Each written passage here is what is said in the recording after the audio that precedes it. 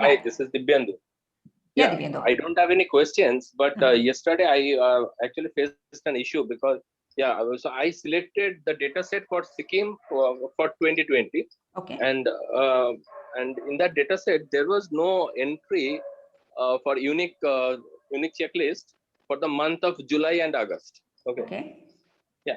So when I ran it, so the entire execution was fine, but I had to manually enter for July and August for those two columns in this pivot table. No, I mean not in this pivot table. I mean when I extracted I mean further data. I mean parallel to this. I mean Okay, from this I pivot table to the understand. yeah. Okay, okay. So that means your base data didn't have anything in Mm, month of yeah. 6, 7. Oh, Yes. amazing. Okay. Yeah.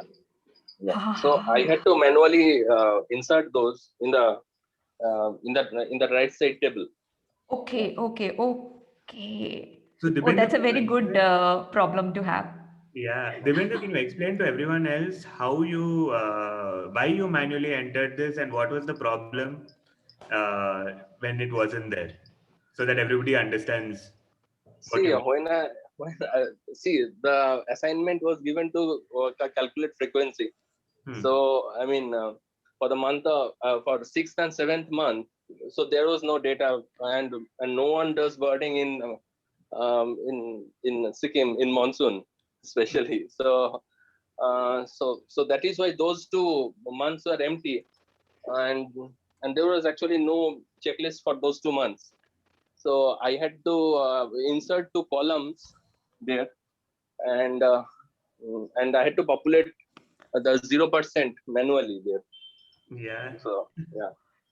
So this is actually thanks Dibyendu for bringing this up. This can be a problem that if any of you are ever analyzing data for underbirded areas, if you want to look at what is happening in some area near your house which you're interested in getting data for, and you want to understand what's going on, you're likely to find some months, some periods, some areas where there is no data at all. And in such a case, Dibyendu's case study here can help you understand what to do in such a case. If you have something missing and you want to find out what is happening across months, you might manually put that data in after you summarize, not in the original data. After you summarize, you might want to add those columns manually. And then you can make any plot, whatever you're seeing on the screen, you can make it after that. One thing which I do to like select things quickly, I do a control down so that it will go to the bottom of the data, and I come to the place where I will be like doing the copying, that is in P, and I put a dot there. I mean, just a full stop. So now when I copy it and paste it, okay, I do a control right. So it will go till where the data is there, control C, and from here a control down. So because there is a full stop there, it has selected till there, and I'm just going to paste it now so that you don't have to drag it. So it's just like saves about 1 minute of your time. Can we do combined line graph of that, or can we should we done it only one by one single? You can make a combined graph of all the species together. So you can just keep adding it here. So for example, I might be able to do it. Let me just delete it.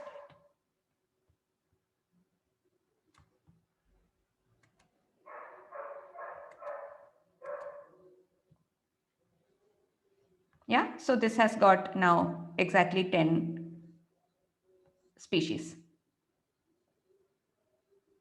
Yeah, and here you can go and select data. So you can change the names of this series so that you will know exactly which one it is. Instead of this, edit it.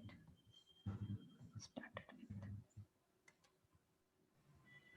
So while Subhadra is showing this, has everybody understood what this is indicating? What to understand from this graph? or what to Yes. interpret here? What's going on in April? Yes, Yeah, what's that's what going on in April? the abundance of that particular bird, how much it is distributed and how much it is in this month or that month, like that.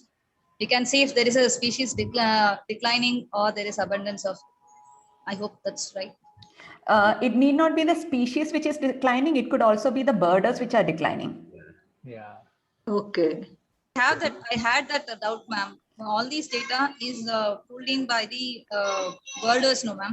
So how we can say that a species is declining when actually there might be a chance of the birders less being less reported, ma'am. I mean, in all these data and analysis and all, how we can know for sure that the bird is declining and not the Birders. reporting of it. So that is why frequency is such a useful metric, because you're dividing it by the number of checklists always. So if you have whether you have 100 checklists or 1,000 checklists, your frequency is still going to be a percentage. So it's still going to tell you what percentage of checklists that species was reported in. But now, if you have a very, very low number of checklists for that month, you can have some sudden changes in frequency. For example, if you have only one checklist that has been uploaded for April, and for whatever this area is, and that species has been reported in that one checklist, so then it's going to become 100%. At the same time, there's a 50% chance at least of the species not being reported as well in that one checklist. So if you have a small sample size, as it's called, very few checklists uploaded, you cannot your frequency results will not be very reliable. So this is something you need to also look at whenever you're doing any kind of analysis. You need to make sure that you have sufficient sample size, you have enough checklists to actually reach any kind of conclusions with. Otherwise, like Jigu was saying here, what is happening in April, what is likely happening in April, because of this sudden drop probably indicates that there is not enough data for April. So there are very little data. To illustrate what Ashwin has just told about, like 100%. So if I look at cattle egret, there is one checklist in which that particular species is reported in April. So for suddenly that particular species, it has become 100%. So how to deal with this anomaly, ma'am? Like if it is, sir, it's more to sir. How to analyze such data with such anomalies? Like, we know that one checklist or two checklists, let's say only 4 checklists in 1 month mentions that bird, and the rest of the year it is normal trend. Then how to either check it or how to go about with this anomaly, sir? Like how to manage it? So you shouldn't call it an anomaly. It's just a lack of data for that month.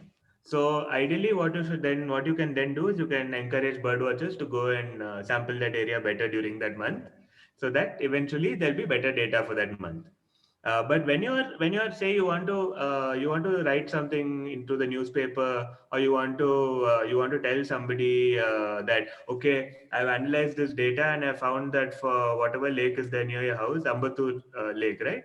In Ambattur Lake, cattle egrets are decreasing during May, June, and July, and this is something that I've been seeing over the years. Before you say that, you have to make sure that for May, June, July there is enough data. Otherwise, you should wait before you make that conclusion. So it's not about any anomaly. Before you come to a scientific conclusion, you should make sure that there is enough data, and it's not the sort of thing where you have 2 or 3 checklists that is deciding everything. Yeah. What should we consider as a good sample number? Okay, a good question. That's difficult to answer exactly. It depends upon the area of interest. If for a small site, say like a lake or something, I would say that anything from say about 10 to 20 checklists per month is enough to get some kind of idea. But ideally, for you to make a scientific publication or something, go to the next step, you might want even something like 50 or 60 checklists per month. So there's no set figure.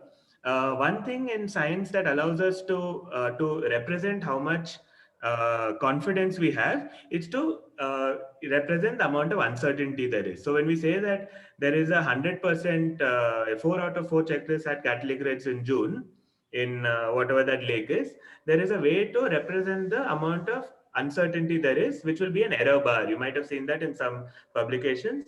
And in such a case, the error bar will be almost 100%. So you're saying that, okay, although the mean is 100%, that catalytic grids are there in all checklists, we have very low confidence in that. Our confidence goes from maybe 5% of the checklist will have catalytic grid to all 100%. So that confidence, once you all get more familiar with the data and get more familiar with how to play with numbers and other things on Excel, we'll get to how to represent error and uncertainty. So with that, you don't have to really even take a conscious decision on how much do you need. The uncertainty and the error bars themselves will tell you, okay, this is too much. We have too little confidence to actually take this information forward to any kind of publication or any kind of newspaper or anything like that. So we'll get to that soon. That's a good question. For now, let it be somewhat just from your general understanding. Say, okay, I want some number of checklists, but eventually we'll let the numbers themselves tell you that. But I suggest you wait for that. Ma'am, I want to know from the data the arrival of migrants. Can that be done, ma'am? Yeah, do you feel that something you already did in this exercise is giving you that answer? Think about it. That's what the line graph knows, sir. Like when that line graph shows the abundance of it, right? Exactly, yeah. Assuming you have enough data. Yeah. There's always that caveat. So It's the migration one- is one of the easiest, one of the simplest and most interesting and insightful things you can tell from simple Excel analysis. So this concept of a complete and incomplete checklist is really important. And that is most important only if you're calculating frequencies or you're looking at abundance or you're looking at anything of that sort. So all of the other data, incomplete data, is useful for everything else. Like Subhadra explained, it's useful for mapping distributions, ranges. You can put everything on a map, and that still tells you that that species was there in that time and place. Okay, but the concept of complete data, the reason that only complete data can be used to calculate frequencies is because in an incomplete data set, which is either incidental or just marked where all species that were identified were not reported, in those checklists you do not know whether species was actually absent. So let's say I have 4 checklists. Okay, all are incomplete checklists. Okay, 4 checklists in which I have not reported common minor. Okay, fine. Now can I say that common minor, the frequency of reporting is 0%? I can't, because these people haven't even mentioned if they've reported everything that they've seen. Do you understand what I mean by this? So right, Yes, so sir. if, Yes, sir. yeah, so that's why complete checklists are important. Now say I have 4 complete checklists, and all complete checklists I don't have common minor reported. That means that these people have looked at every bird that they've seen there, reported every bird that they've seen, and still they have not found common minor. That actually means that common minor, the frequency of reporting is 0%. So there's a big difference between the two. Now if you have a 5th checklist, right, which is a complete checklist where common minor was seen, then it's going to become 1 out of 5, which is 20%. But if you have a 5th checklist, which is an incomplete checklist where common minor was not reported, or where common minor is reported, nothing changes, because again you don't know what has been reported and what has not been reported in that checklist. So regarding this, the frequency in any case is the number of in species reported in versus by the total number of checklists. So we are not comparing same minor with some other common minor with some other species. So why can't, if incomplete list as mistold some of the so-called common birds and concentrate only on the important to the observer, those only species, why can't those numbers be taken up for calculating frequency of only those reported species in that incomplete list? Good question. The reason is that it will overinflate your frequencies. So if there is a bias where you have a particular, people are more likely to report a particular species. Let's say that this year I have a big rarity in my area, which is I don't know what is there. There's a watercock. Let's say there's a watercock in Bangalore at this point of time, and everybody goes and makes a checklist, incomplete checklist with a watercock. Then what am I going to have? I'm going to have this whole thing grossly inflated by the species that people are likely to report, which is the rarer birds, where you're more likely to this thing. So now when I'm comparing it, let's say with next year, now I have actually there's only one watercock here, and maybe there is only 1 or 2 complete checklists with that watercock this year. But actually I have 20 incomplete checklists with that watercock. So my frequency of reporting, let's say 70 or 80%. But what do I have in the next year? In the next year, everybody has already seen this watercock this year. So next year, nobody cares about it. So I have only some 2-3 people go make complete checklists and see it. But most other checklists in Bangalore, there's no watercock. So now there's the presence of these incidental checklists where people have gone and seen that bird specifically because they're chasing a rarity is going to grossly inflate these numbers. And what are we going to infer out of the whole thing? We're going to say the species was more abundant in Bangalore this year than next year. And that is the sort of bias which is very dangerous in any kind of conservation reporting. If we want to say that a species has declined or increased in abundance, we have to make sure that we remove these incidental checklist biases that comes from people actually looking at over-reporting rare birds and things like that. So we want to remove that. Yeah, agree with that. But at least for the historical ones, say those lists made before 2015. So all of them would have been mostly historical. I mean, we might have missed the common crow or the house crow. So at least for those lists, I think eBird officially started in India in 2013 or 14 or so, I think. So Yeah. all those lists made before 2013 or 14, irrespective of whether was it complete or incomplete, I think shouldn't those be taken up for finding out the frequency? Not for this purpose. Actually, the State of India's birds analysis also, we use don't them. include any incomplete checklists from the past. But you'll be surprised at how many complete checklists there are from India before even the year 2000. I think before the year 2000 itself, there are over 10,000 complete checklists from the country. So it's a huge number. And between 2000 and 2015, there are a huge number of checklists, complete checklists that people have uploaded. And this has really helped. And I think you yourself have uploaded several complete checklists. Yeah, sure. And if in 1 or 2 cases you don't remember, you feel that okay, you've reported everything, and you don't remember, maybe you have a slight doubt that it's incomplete. Those are okay. That is fine for a historical checklist. But the point is, if you know that it is incomplete, then it should not be included because there is a chance that it will create some sort of bias. And that is, again, then people will not take any of the recommendations given seriously if that sort of methodological issue comes into the data. Okay. Ramesh. Yeah. Ramesh has raised his hand. Yes.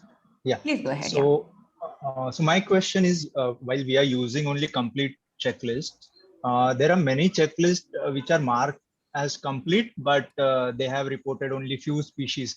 For example, in my city itself, if we take example, there are many birders, lots of birders, but there are very few e-birders. So mostly what these people do is only if they find some rarities or some special sightings or safe life, only then they will report those species and not all the species they have observed. So can we filter such lists? Say, for example, if I want to filter species reported are less than 5 in a checklist, I don't want to take those for the, is it possible? Yes. I mean, there are many checklists where people have birded for 3 hours, 4 hours and reported only 2-3 species and marked it as complete. Really good question, Ramesh. This is a really important part of analyzing eBird data. You need a way, both reviewers and editors, they work pre-download of the data to be able to correct data, but many of these issues cannot be corrected by reviewers. So it's very important once the data is downloaded to be able to look and handle such issues. So again, going back to the State of India's birds analysis, all checklists with had less than 3 species and were reported as complete were excluded from the analysis. Similarly, checklists which were too fast, so basically distance per unit time was higher than a particular number, those were excluded. So different ways to find out whether it was there were checklists are actually complete or not. And I can take those of you who are interested through that process, but there are many checks and balances that you need to ensure that this kind of data does not get included in your analysis. So and you can do that with Excel. So you're trying to say that even if we mark a checklist as complete and upload, it might not be complete unless and until we check other parameters. Like No. This is not for what you're doing. If you feel a checklist is complete and you truly understand what that means, then it is fine. But what Ramesh was saying is that there are some people who don't understand, who are maybe new to eBird. They don't understand how to report these parameters. So they might have, say, they might go birding for 3 or 4 hours, but report only one watercock at the end of it. So what would That's that but mean? even I have uploaded many checklists which is during the afternoon or noon time, like 12 to 2 or something, when I get the time to bird, and I hardly see 3 or 4 species around me, sir. Even hear it, see it, and even sometimes I also feel it. So all these things, but it doesn't mean that 4 species were the only. Then I didn't bird properly. I did bird properly, but I did see only 4 species at that time. So Yeah, that which is why you need to be careful. You shouldn't do it for maybe checklists that are 10 minutes or 15 minutes or even half an hour. When somebody has been birding for 3 hours or 4 hours and sees only 2 or 3 species, then that is probably not going to be a complete checklist. When we check this our bar chart section in eBird, we get it up to county level, right? So what I am planning to, just for learning purpose to start with it, I would like to do such things with the data of my city. So if you look at the frequency which I had made it in that sheet, that is exactly what I've done. Yeah, for a county level, I had downloaded the data for Bangalore rural, and I plotted the frequency of specific species over the months. Okay. So can we Yeah. go further So down? you can actually filter the data to a particular hotspot.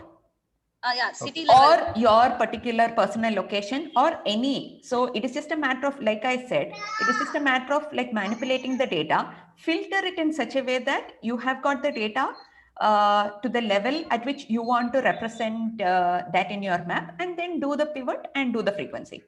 So, is there any minimum level, ma'am, in downloading the data from eBird, ma'am? Like, so the downloading level data is county level. District, yeah. So that's a good question again. How do you find out for your city?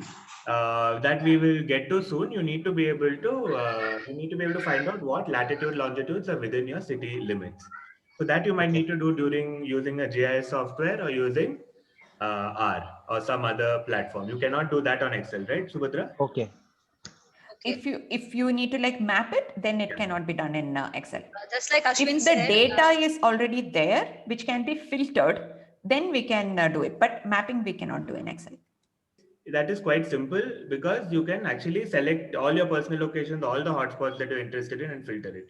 In Ramesh's case, it's more difficult because there is nothing called a city in your data set. When we set certain rules, like you said, species reported minimum 3 you excluded, and we set such rules, can we do these things in Excel, or we need R for that? The data is already there, the duration is there, the number of species is there. So if you have rules, if you can make rules, we can do it in Excel. Okay, fine. But I will have it is specifically figuring out what kind of filtering we need to do. So if and we might have to like do some calculation, the number of species divided by the duration, and if it is falling below this particular this thing, then we exclude that. So it is something which we can do in Excel. Pooja is asking, I have the same thing. I need to make a distribution map of species and their distribution in my city. A session on map making will be helpful. Species distribution and abundance map. Yeah, I think that is something which Ashwin has in his mind to do sometime soon. So that is actually Subhadra, if I'm not wrong, you can even plot points on a map in Excel. We can do that based on the latitude and longitude, but yeah, we can do that. It's a little complicated. It is a little complicated. So, but if all of you are attending if some of you have a programming background or you understand programming to some extent, pretty soon we'll try and address this issue of how to plot something on a map. But we can even try and do it on Excel, I think. Yeah, once we try, we will keep bugging you for the please. My mail ID is there in that video, or I'm also there in the BirdCon India discussion group. So please tell me, and I can like figure out things if you tell me what you want to do. feel free to ask on the group also. So yeah, so everybody can know these. Some of these questions are very interesting, the ones you ask. Actually, Yes.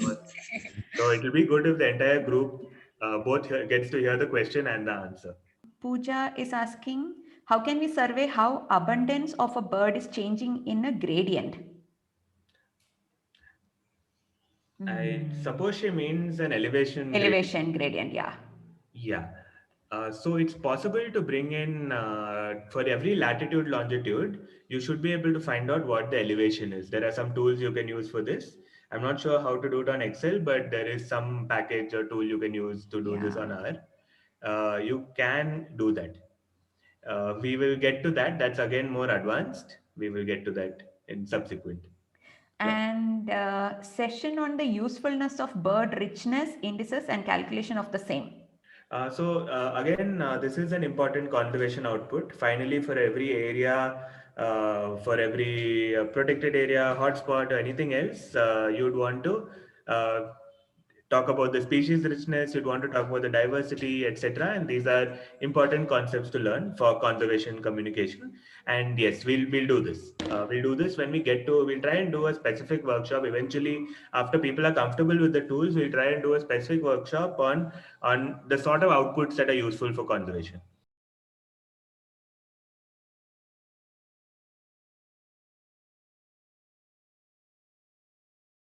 So what you need to do, just like you calculated for a month at a time over here, right? There you want to be able to calculate for a year at a time. And just like you have months along your pivot table here, there you have years on your pivot table. That is all. That is the only difference.